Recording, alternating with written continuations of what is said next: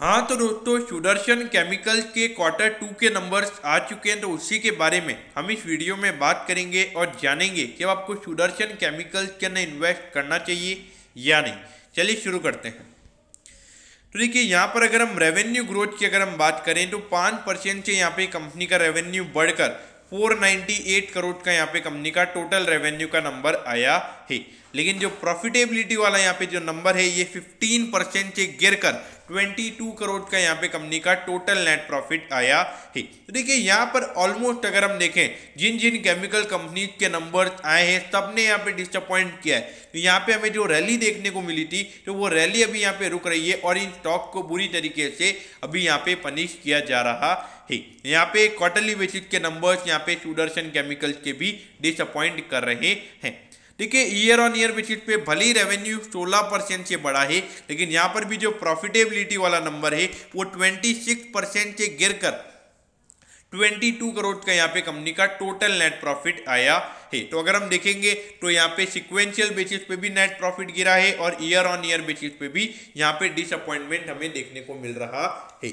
देखिए दोस्तों, मेरे ख्याल से यहाँ पर अगर देखा जाए तो पूरी केमिकल इंडस्ट्री की अगर हम देखा जाए तो फिर से यहाँ पे री रेटिंग हो सकती है। यहाँ पे थोड़ा कॉशियस अप्रोच लेना ही सही रहेगा। अब देखिए, लगभग 4100 करोड़ का यहाँ पे कंपनी का मार्केट कैप है। इंडस्ट्री के पीई के कंपैरिजन में ये भले ही आपको लग रहा होगा सस्ते वैल्यूएशन पे ट्रेड हो रहा है, लेकिन जो रिजल्ट में हमें यहाँ पे गिरावट देखने को मिली है उसके बाद इसका और इंडस्ट्री का वैल्यूएशन सेम ही निकल कर आता है। अगर प्राइस टू बुक रेशियो की बात करें तो 5 टाइम्स पे यहाँ पे ये ट्रेड हो रहा है, तो बिल्कुल भी अंडर वैल्यूड ये स्टॉक नहीं है।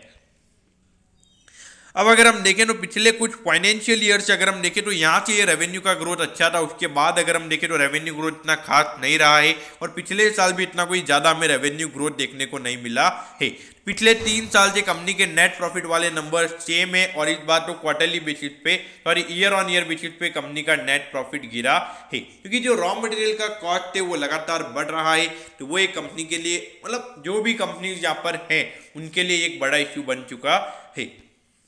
अब देखिए, 579 पे ये स्टॉक अभी ट्रेड हो रहा है और 794 का हाई है। तो अगर हम हाई से कंपेयर करें तो वहां से ऑलरेडी यहाँ पे अराउंड 25% का करेक्शन ऑलरेडी स्टॉक में हो चुका है।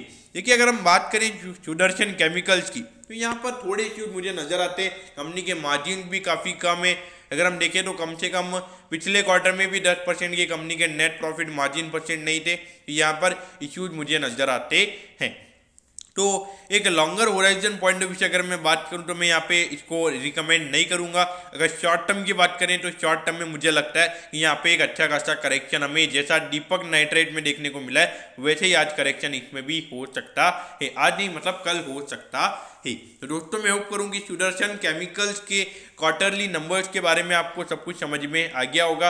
अगर आपकी कोई भी क्वेरीज है तो आप कमेंट कीजिए, मैं जरूर आपके कमेंट पर रिप्लाई करूंगा। ओके दोस्तों, thank you, have a nice day.